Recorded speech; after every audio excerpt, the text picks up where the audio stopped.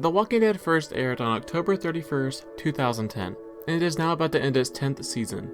The show is set to have 12 seasons before concluding, and to me, that sounds like a miracle when you take time to consider everything this show lacks. Let me say something now before I get into this video. I used to love this show. For all of middle school and most of high school, this show was always on my mind. I was always thinking about it. The last time I would say I actually cared about The Walking Dead was back in season 7, when Negan was a new villain. But upon watching the show again, it's a bigger miracle that the show was as successful as it was considering the repetitive structure the show has. In this video, I want to talk about that structure and what it does to waste characters and the plot in The Walking Dead.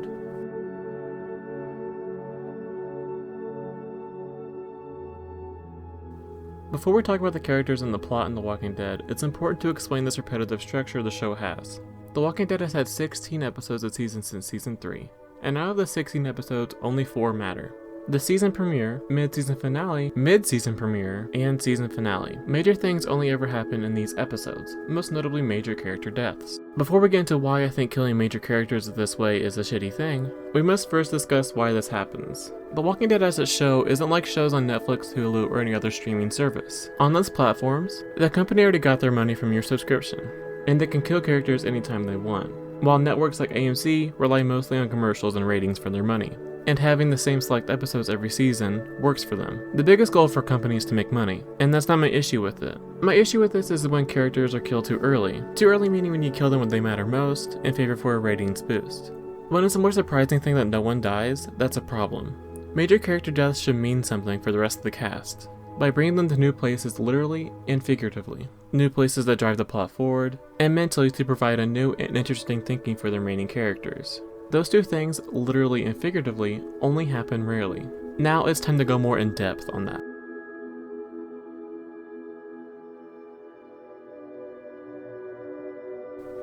The Walking Dead is a show that has become notorious by the phrase, "no one is safe," meaning that any character can die at any time. And I don't really agree with that. Some characters have crazy thick plot armor, while others die very easily. Don't get me wrong, characters should die from collateral damage. Not only to raise the stakes of a situation, to really bring some truth to the notorious phrase. For example, the entire sequence where the governor takes siege on the prison, no main characters die at all, from the tank shooting at the prison, to the hundreds of bullets flying, or from the wave of walkers flooding in. Granted, Herschel and the governor did die, but not from anything I just listed. Before I talk about wasteful character deaths, I think it's only fair to talk about ones I think actually had a good impact on the story. Herschel is one of those. Herschel dies to initiate the fight, and the governor dies to end the fight. This, I could argue, was the last time a main character died in a good way. Herschel died in the way that leads the rest of the main cast to new places. And while he was alive, he showed his family and Rick a new way of thinking. Herschel had fulfilled his purpose and didn't overstay his welcome, meaning that the audience still loved Herschel, leading to a death that was impactful, not only to the story, but to the viewers. The next impactful death I want to talk about is Sophia. Sophia died in season 2. I wasn't originally going to put her in this category. I thought she was wasted at first, but after talking to a few people about it, I now think that she was actually a good death and it was worth it for her to die. In return, we got the show's version of Carol, which I think is the superior version. So much of the show's second season was to find Sophia and bring her back to safety on the farm. And the reveal that she was actually in the barn the whole time with all the walkers was huge at the time, and actually brought some excitement to season 2, which was a very boring season. The next death I want to talk about that I think was impactful was Shane. Shane was the show's first villain. As this time on the show went on, we could start to see his mental health deteriorate, and the thought of losing Lori to Rick drove him crazy. So much so that he was willing to kill Rick to have Lori to himself, leading Rick to kill Shane. There are 3 things that come out of Shane's death. The first thing, it shows Rick and the viewers that this world changes people. Secondly, it makes a rift in Rick and Lori's relationship. And lastly, it proves Dr. Jenner right, that no matter how you die, you come back as a walker. The last death I'm going to praise is Lori. As the wife of Rick Grimes, Lori was unbearable. I'm not going to go too into detail about what she did that was so unbearable, because it's no secret that she wasn't a fan favorite, but she was an impactful character nonetheless. I could argue that Lori has had the most impact of any character on the show. Think about it, when she died, it brought the worst out in Rick, bringing him to a new place mentally, by sending him into a craze. Because even though their relationship was strained, he still loved her. He starts to hear voices of past people in the group like Amy and Jackie, but also starts to hallucinate Lori herself. Lori did not only change the way Rick behaved for a time, thus allowing Herschel to bring him back, but also brought Judith into the show. Judith is important for the future of humanity. Therefore, many characters in the show look after her, and Judith is now a main character in the new seasons, and those are the only characters I believe that changed the show in a positive way.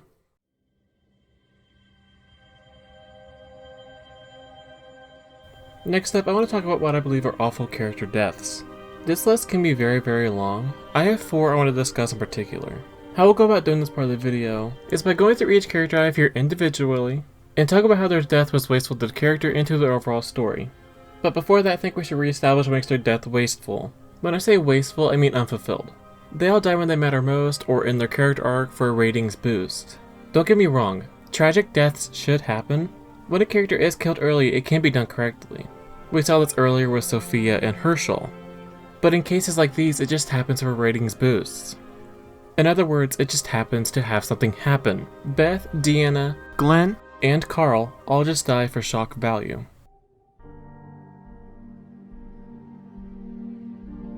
First up on the wasted characters list is Beth Greene. I hate that Beth died the way she did. Beth's death, to me, it just doesn't make any sense from any perspective, from both the rating standpoint and from the story standpoint. Beth was first introduced into the show in Season 2, and up until Season 4, she was essentially a background character. Till Season 4, she was just Maggie's sister who would sometimes sing. But in Seasons 4 and 5, she really starts to shine and become her own character. Being separated from the group with Daryl and the two being on their own, we can really start to see what Beth is. In the world of The Walking Dead, Beth represented something rarely seen in this new world. In a world full of survival, despair, and death, Beth was full of life, care, and innocence. My problem isn't that Beth died, more so how, when, and why she died.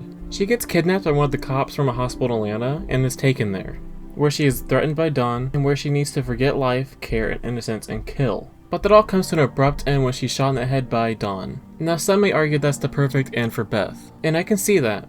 Beth in Season 5 has gone through this journey where she has to change herself to survive and has her own personal villain to overcome. At heart, Dawn is weak and scared, and even though she may not come off that way, Beth sees it and knows it. And as a finale for Beth, she overcomes her villain and exposes Dawn for what she really is. That on paper sounds like a great ending for the character, but in reality it comes off as lazy and quickly forgotten. For me, a lot of questions arise for when it comes to Beth's death. What's the point in killing Beth when all of her actions in this season have no long-term effects? We don't see how Dawn's death changes life at the hospital for everyone there. Rick and especially Maggie already thought she was dead. Maggie's goal, once the prison fell, was to find Glenn, not Beth. She effectually forgot Beth and accepted that she was gone. Maggie was on her way to Washington, D.C., while the entire hospital storyline was happening. So again, why put Beth through all this when the character that she should be important to just left, without even knowing what happened to her sister? Why have this whole storyline for Beth when her dying has the same effects as her not even existing? Some would say that Beth's death made Maggie sad, and that is true. But there's also another thing we should point out that came out of this whole hospital storyline. Noah. Noah joined the group after the whole hospital storyline ended, and this, in retrospect, is the only outcome from this whole storyline Beth was given. So what can we do with this new character that's aspiring to be an architect and really help Alexandria? Well, we'll kill him just a few episodes later before he even has an impact on the show, really making this whole storyline mean nothing. As for the ratings perspective, yes, a lot of people did watch this episode and it was shocking to see Beth die, but I believe the episode would have been just as good if Beth reunited with the rest of the group and her sister. Like, not every one of the 4 main episodes where shit happens needs to be dreadful and awful. That's about all I have to say for Beth. Let's move on to the next one.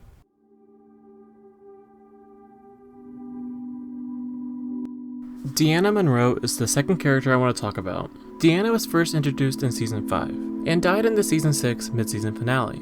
During her time on the show, she was the leader of Alexandria, a community unexposed to the outside world, and because of that her husband Reggie and her son Aiden die, leaving only her and her other son Spencer. When Rick and the group arrive in Alexandria, she has to change her leadership style, because soon after the group arrives, a group called the Wolves attack, and then walkers, and many people die. After the Wolves attack, we can see that Deanna wants to live. She even says it herself. She changes her leadership style and takes advice from Rick and really begins to transform into this character, adapting to this new harsh world. Deanna was a very promising character that died from walker bite when Alexandria was overrun. Not only falling victim to the structure laid out before, but dying before she could do anything noteworthy in the show. The reason why I have Deanna here in this list is because I think it would have been interesting to see a character adapting to this new world. When the show first began, we didn't see how our main cast adapted to this new world, because the show started a month in already, when Rick woke up from the coma. And Deanna could have been that character that would have shown what that would have been like for our main cast when the apocalypse first started. When Deanna was killed off, I asked the same questions to myself that I did with Beth. These questions could also apply to Spencer. What's the point in putting this character through all this loss, her husband, her son, to just have her die without going through any transformation? For Spencer, what's the point in having his entire family die, just to die later on without any payoff? Deanna could have been a very interesting character. There are other characters from Alexandria that could have been the same way, like Jesse and Denise. So what's the point in doing all this build up for this character just to have her killed off before she can do anything noteworthy?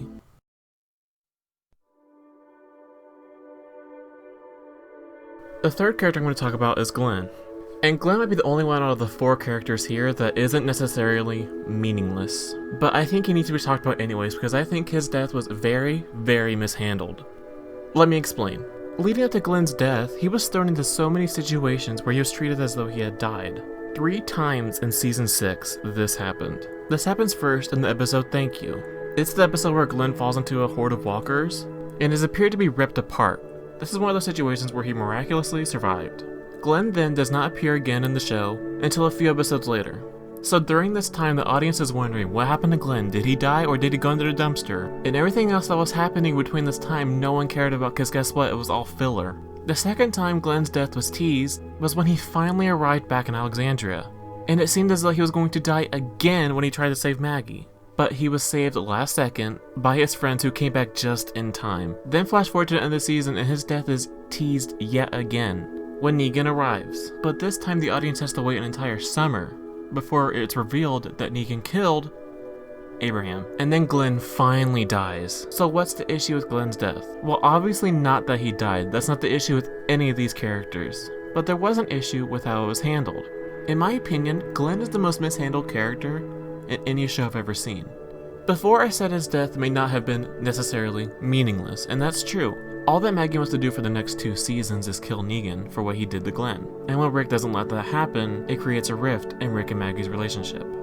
What I'm trying to say here is that his death was so horribly mishandled that whenever he actually dies, you don't feel sad, because you've already gone through the emotions 3 times before he actually died, making his death have less impact than it would have if there weren't any fake outs at all.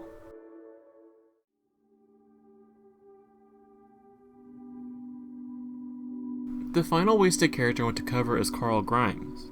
Carl is the perfect example of what The Walking Dead is willing to do to get a ratings boost. Carl has been a part of the show since the beginning, and was the focal point for Rick's motivation. He was important to the show.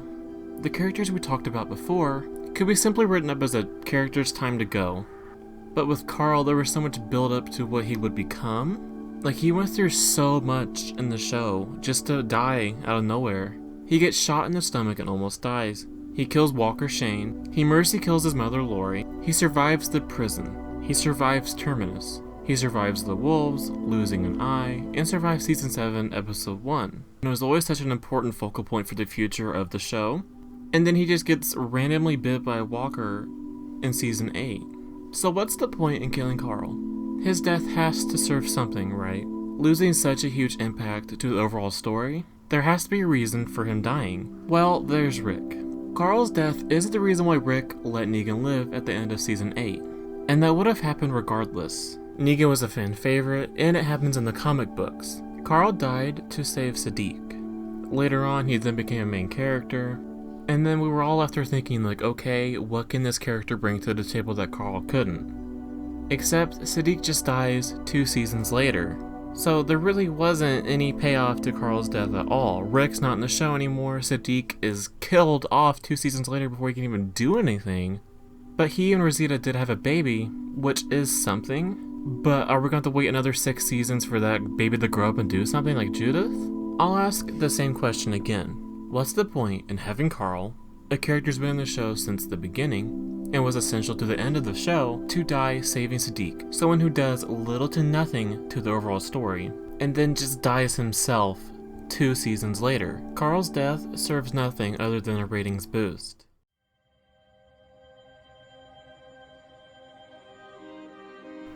Throughout this entire video, I've been talking about the overall story in The Walking Dead. And well, that got me thinking, what exactly is the plot of The Walking Dead? When I wrote this script, I separated this into 4 different sections, whenever it can be simply said in one sentence. The Walking Dead does not have a plot. The show has completely given up giving us anything about a cure. We are given a new villain every few seasons that is supposed to be more threatening than the last, whenever that simply isn't true. In the show right now, the Whisperers are treated like they're the biggest enemy they have ever faced, whenever the Governor and Negan were way worse. All that the Whisperers are is just a bunch of people living out in the woods, while the Governor and Negan had armies they had to fight against, making it seem a little bit ridiculous that the Whisperers have been around for so long now, whenever they can be very easily killed off. And this is just sort of a tiny nitpick I have of the show. Something I don't think a lot of people realize when they watch this show is that the first 8 seasons take place only over 2 years, while in real life, that's 8 years. Actors age so much during that time. Believe it or not, Carl is supposed to be 14 years old when he dies, when the actor was like 18. What I'm getting from this is, why not just have it take place in real time? To me, it makes a lot more sense that they go through all of this, all these new homes, all these villains, in the span of 8 years than in just 2. The last thing I want to talk about regarding the plot is the lack of flashbacks. There is so much time throughout the show where just nothing is happening. Imagine in seasons 2, 7, and 8 where just these huge spans of just nothing. We got flashbacks of what life was like for our main characters before the apocalypse. What if in seasons 7 and 8 where all they do is talk about going to war and having to win, they show us a flashback and give our character some backstory? What if back in season 2, we saw a flashback of Lori making those awful pancakes that Rick was talking about?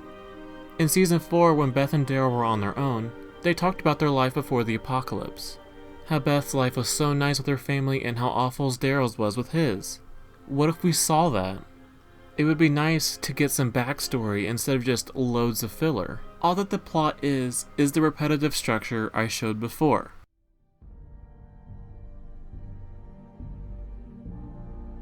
To bring this video to an end, I just wanted to say that I loved this show years ago, and if you still love the show, that's great, but I can't watch it anymore without making it feel like a job. I am very open to criticism. If there's any way you think I can improve my videos, please let me know in the comments below. If you enjoyed this video, please like and subscribe. It lets me know I did a good job, and that it was worth my time to make this video. Thanks for watching. Bye.